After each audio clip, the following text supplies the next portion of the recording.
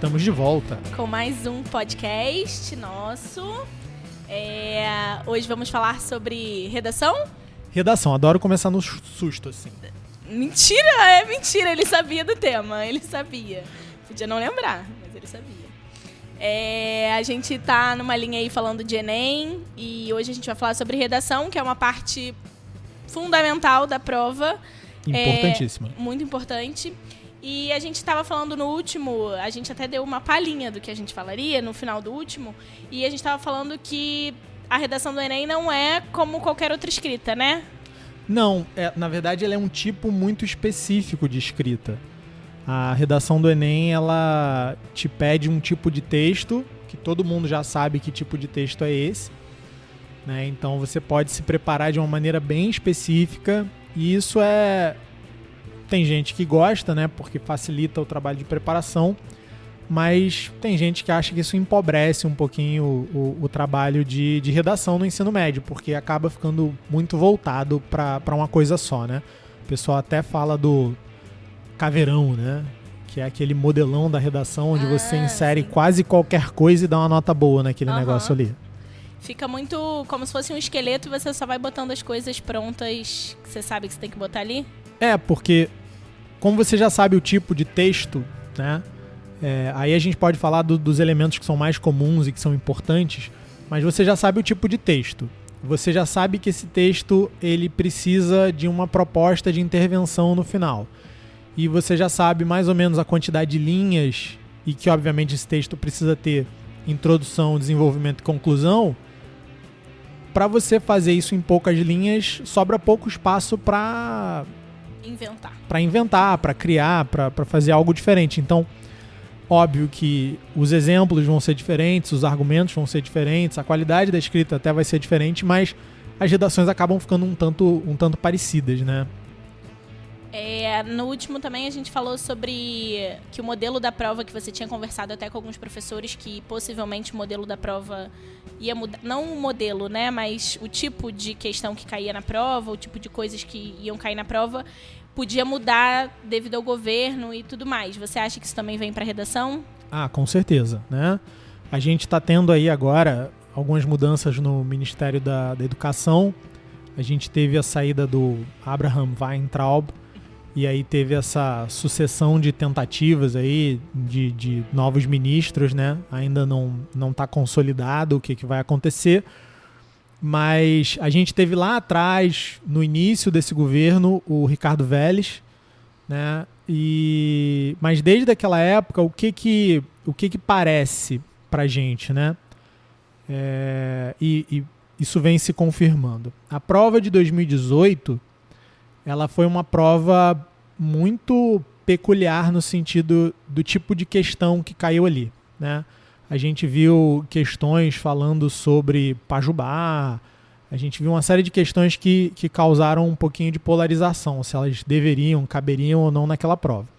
Independente de dever ter ou caber ou não, a gente sabia que com a mudança de governo, com a mudança no Ministério da Educação, a chance de uma questão desse tipo entrar na prova, ela diminuiria bastante. E não só isso, né?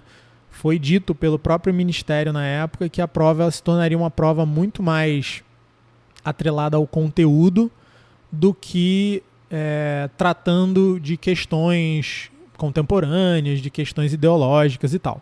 Então, essa foi a primeira grande mudança. Então, já houve ali um alerta, né, para os professores para que eles entendessem que o Enem poderia ser diferente. No ano passado, quando a gente começou a conversar sobre esse assunto com os professores, ficou muito claro para a gente que a prova de 2019 não seria uma prova radicalmente diferente da prova de 2018. Mas a expectativa é que a prova de 2020 seja, né? Até porque a gente falou aquilo do banco de questões, né? Então não tem como mudar também tão rápido. Sim, Só recapitulando, o Enem, a prova do Enem ela é montada em cima do banco de questões que o INEP tem, do banco de itens que o INEP tem, e para renovar um banco de itens não é fácil, né? Então, obviamente, essa mudança ela acontece ao longo de alguns anos e não de uma hora para outra. A prova desse ano ela está trazendo para a gente um grau de incerteza grande, né? A data com certeza já vai ser mudada, a prova não vai ser em novembro, mas tudo indica que vai ser em maio do ano que vem, mas a gente ainda não tem certeza da data. A data ainda precisa ser confirmada pelo INEP. Então a gente não sabe se a prova já está pronta, se a prova vai mudar daqui até lá, né? E com mudança no Ministério também fica tudo um pouquinho menos claro. Mas existe uma tendência das questões de serem mais voltadas para conteúdo e existe também uma tendência dos temas de redação serem temas um pouco diferentes do que a gente estava acostumado. Mas todos eles têm alguma coisa em comum, pelo menos até hoje tiveram. Eu ia te perguntar isso, que você já deu até essa aula para o pessoal da terceira série sobre temas. Eu até falei que ficar chutando o tema é uma coisa muito chata, porque as pessoas falam o que elas querem e, né, caiu, viu? Acertei. Mas não é bem assim. O caminho de entender o que talvez venha na redação não é muito chute, né?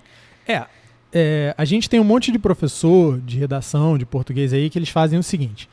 Eles escolhem 30 temas e aí eles fazem questão de pegar um tema de meio ambiente. Aí fazem questão de pegar um tema de desenvolvimento social. Eles fazem questão de pegar um tema de desigualdade. Aqueles 30 assuntos mais falados, né?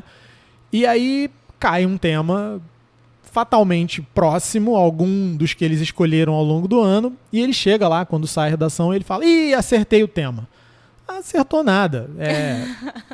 Você tentou tudo e um caiu. É meio, tipo, eu vou jogar na Mega Sena, eu vou jogar todos os números e vou ganhar. Só que você vai perder dinheiro, né, no final, porque você apostou em tudo. É mais caro apostar em tudo do que o prêmio que você leva no final. Então, nesse caso não é nem dinheiro, né? É energia do aluno mesmo fazendo coisas, né? E você pega textos motivadores completamente fora, assim, fazer por fazer e tal. Tem alguns professores que fazem um trabalho muito bom, mas tem muito professor que se aproveita disso. Enquanto ele está ensinando o caveirão lá para o aluno, ele fica lá chutando uns temas e acaba que um passa perto e ele fala no final que acertou. Então, adivinhar tema realmente é uma coisa muito chata.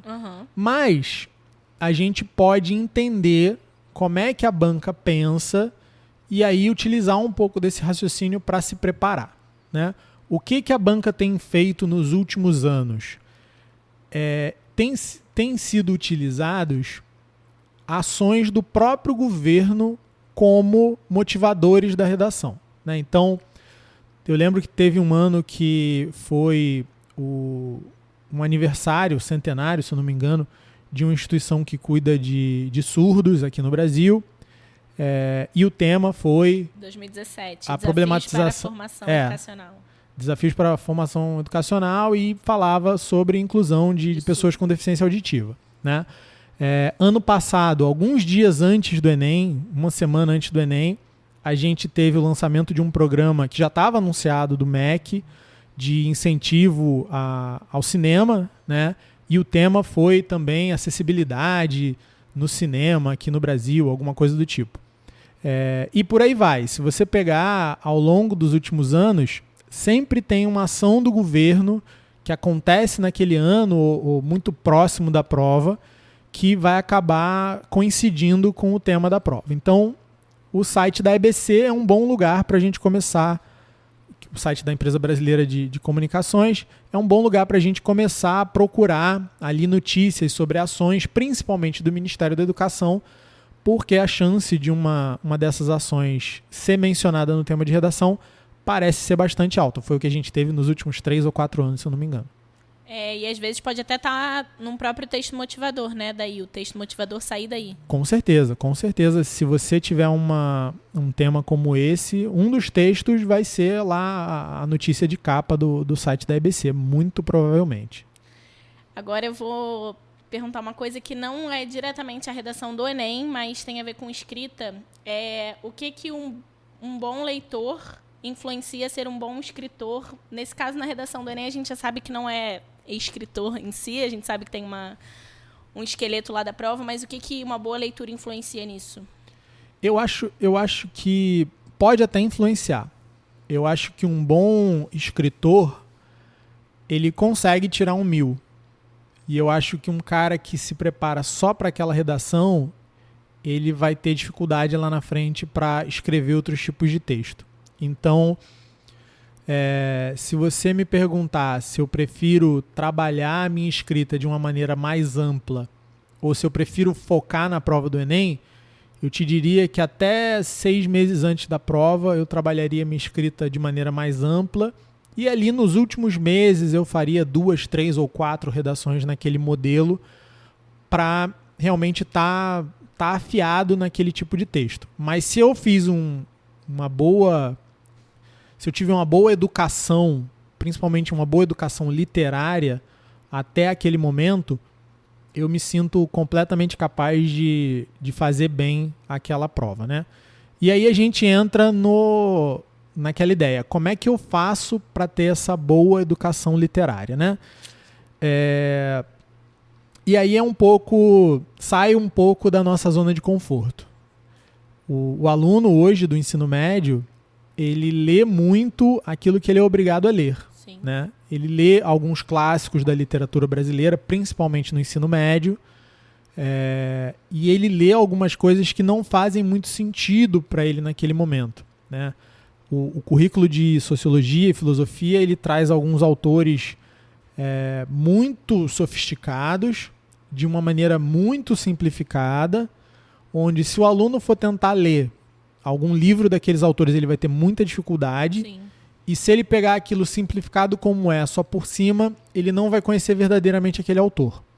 Então, a gente apressa um pouquinho o passo para ensinar filosofia e sociologia, e isso está no currículo, não é escolha de uma escola ou outra individualmente, e acaba tirando um pouco da atenção que a gente deveria dar para outras coisas. Que coisas são essas?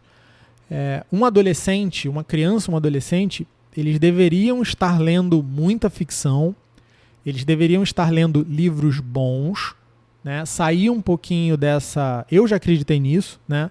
Então aí é o meu meia-culpa do dia, que não, se tá lendo tá bom. Qualquer coisa serve. Não é verdade, né? A gente precisa ler coisa boa. Então a gente tem livros aí... O que é coisa boa? Na dúvida, coisa boa é aquilo que resistiu ao teste do tempo, né? Então, se a gente está vendo esse livro aí há décadas, há talvez séculos, sendo lido e sendo elogiado, aquilo a gente pode chamar de coisa boa, né? O que lançaram no verão passado, a última modinha, o último cajuzinho da estação, aquilo a gente pode esperar um pouquinho e ver se aquilo sobrevive ao teste do tempo. Tem um cara que eu gosto, o Taleb, que ele fala de antifragilidade, né? Uhum. As coisas antifrágeis, elas ficam mais fortes com o passar do tempo. E a gente deve usar isso muito para livro. Então, ler coisas boas é importante.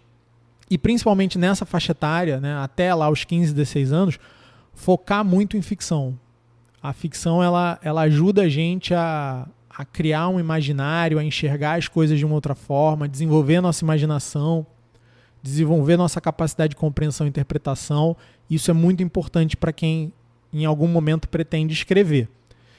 E escrever muito, né? É importante que a gente produza. Não dá para a gente ficar só naquela de ler correndo, ler para ler vários livros, ler vários livros para ter isso como um troféu. Uhum. Eu li 8 livros esse mês, eu li um livro toda semana, eu li 60 livros nesse ano, eu leio não sei quantas páginas por dia. Isso muitas vezes não vai importar. Uhum. Se você não retém aquilo que você lê, isso é inútil. E uma das formas que a gente tem de reter muito bem aquilo que a gente está lendo é escrevendo, fazendo resumo, colocando aquilo ali nas nossas palavras, colocando o nosso entendimento naquilo ali e juntando uma coisa com a outra, né? Fazendo comparações, fazendo relações entre várias coisas que a gente anda lendo. E aí sim, né, lá depois de ter feito isso tudo, a gente começa a introduzir essas cabecinhas em filosofia, em sociologia, em outras ciências um pouquinho mais avançadas, né? Esse eu acho que é o melhor caminho para quem quer ler bem, escrever bem e não surtar tendo que fazer 30, 40 redações por ano para ir bem. Óbvio que a maioria dos cursos, a maioria das escolas vai te oferecer esse portfólio de 30 redações por ano. Vai. Porque a gente sabe que boa parte dos alunos não tem essa bagagem literária, essa bagagem cultural. E aí a única forma deles tirarem uma nota boa é com muito treino naquele formato específico de redação. Mas não é o caminho perfeito, não é o caminho ideal. Você falou de ler qualquer coisa e ler vários livros para dizer que leu. A Bruna, uma professora nossa, ela está esse ano na 3ª série, redação? Acho que sim. Acho que sim, a 3ª série, redação. Mas ela pega outras séries e ela já conversou comigo que ela prefere que o aluno faça menos, mas que ela consiga corrigir aquilo ali e dizer para ele onde está errado, do que ele entregue para ela, professora, toma aqui 10 redações e ele está errando 10 vezes a mesma coisa. Então, quando você falou sobre ler vários livros, e a produção é do mesmo jeito, né? Não adianta você entregar sem saber o que você está errando ou entregando errado naquilo ali. Um dos melhores conselhos que eu recebi esse ano, até lendo um livro, foi leia pouco. Mas não é ler pouco no sentido que as pessoas imaginam de ficar dias e dias sem ler, mas não faça aquela leitura com pressa. Né? Não leia de uma forma, eu preciso acabar isso aqui, eu preciso acabar esse capítulo, eu preciso acabar esse livro para começar outro. Não. Leia aquilo que é importante para você, aquilo que é necessário para você, com atenção, com dedicação, com esforço.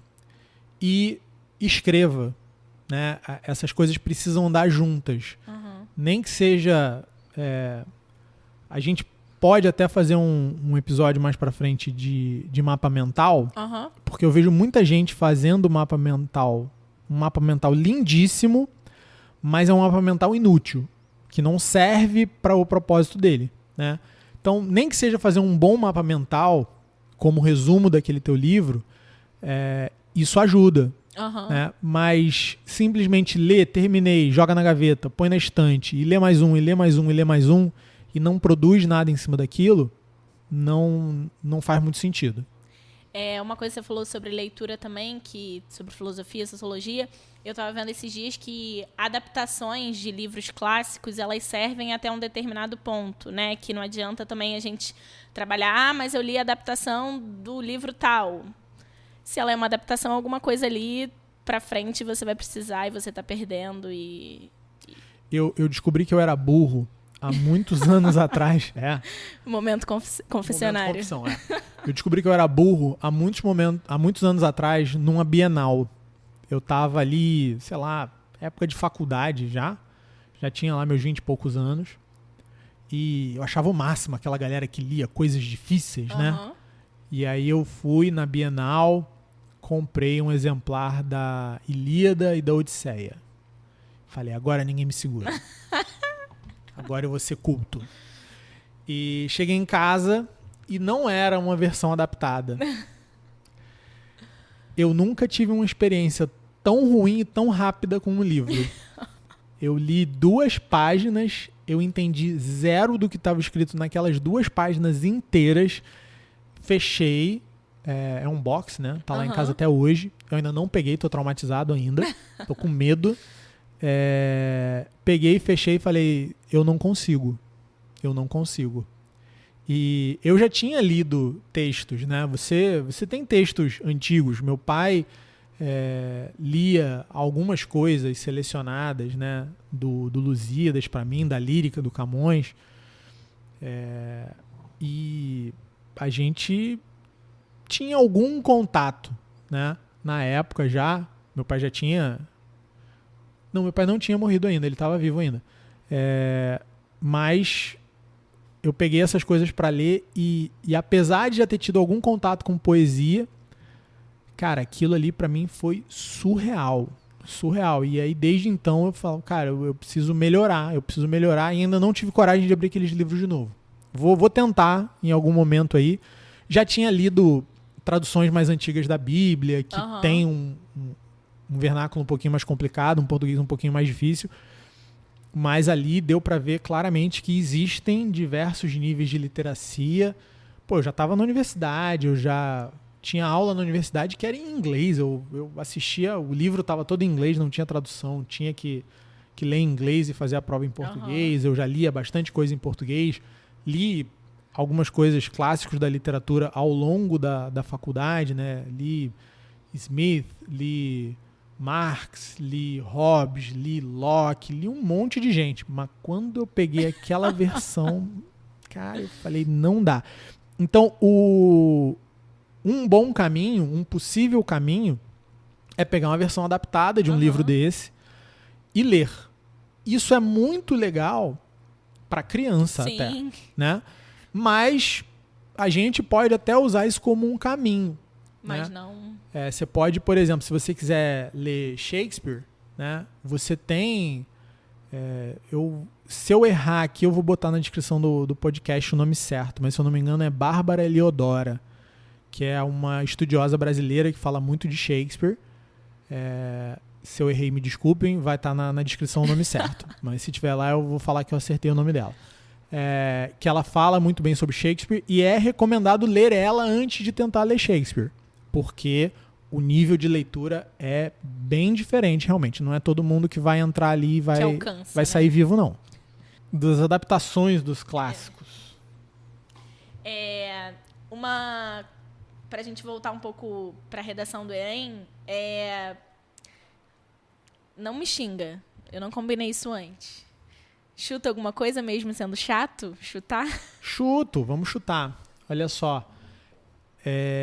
Esse ano tem tudo que foi feito pelo governo, especificamente pelo MEC, em relação a combate à pandemia. Né?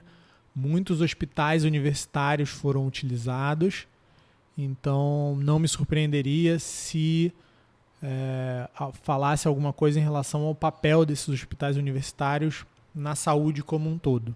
Né? Isso, para mim, é uma coisa que encaixa bem de todas as formas, porque pega um assunto do início do ano, que ainda dá tempo da gente colocar, e onde houve uma ação decisiva do Ministério da Educação nesse combate aí. Né? A gente tem hoje 2 programas que estão muito fortes, estão sendo muito divulgados pelo Ministério da Educação, que são 2 programas voltados para pessoal em idade de alfabetização, para pré-escola, que é o Conta Pra Mim, que é a bateria ali acabou, mas deixa, vamos aqui. É o Conta Pra Mim, que instrui pais no desenvolvimento de literacia familiar, né? Ler com seus filhos, contar histórias para os seus filhos, aquela história dos clássicos, né? Aqueles contos de fada, aquelas histórias que tem o bem e o mal bem representados e tal. E também o Tempo de Aprender, que é um outro projeto da Secretaria de Alfabetização do MEC, que que ensina professores, que forma professores e pais que queiram trabalhar a alfabetização com as crianças a fazerem esse trabalho bem feito. Né? É um excelente programa que orienta pais e professores de crianças em idade de alfabetização. E esses 2 programas eles estão sendo muito divulgados pelo MEC. Então, também são 2 coisas que eu acho que têm chance de entrarem nessa prova aí, nesse tema de redação. Não seria uma surpresa se viesse isso aí, né? De jeito nenhum. Então, hoje a gente falou sobre redação, falou sobre leitura e a gente volta... Uma surpresa para mim, ele se fez surpreso no começo, né, falando sobre redação, uma surpresa para mim. Semana que vem a gente começa a intercalar com outros temas e a gente vai começar a falar sobre... A gente ainda não decidiu, né? Com o Enem agora em maio, se a gente fosse tentar falar toda semana de preparação para o Enem, ia ficar chato e ia acabar o assunto, né? Então a gente já tinha a ideia de mais para frente tratar de outros assuntos aqui no podcast.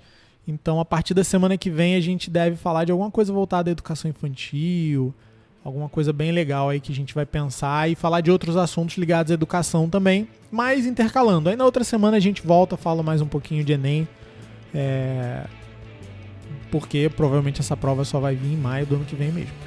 Então, beleza. A gente volta com outros assuntos, mas tudo sempre ligado à educação. Se vocês tiverem alguma sugestão, manda pra gente, que a gente vai ficar atento à sugestão de vocês. Beleza, avalia aí o podcast, põe lá nos comentários que a gente dá uma olhada e atende aí os pedidos de vocês. Valeu, Luciano. Obrigada. Valeu, Gabi.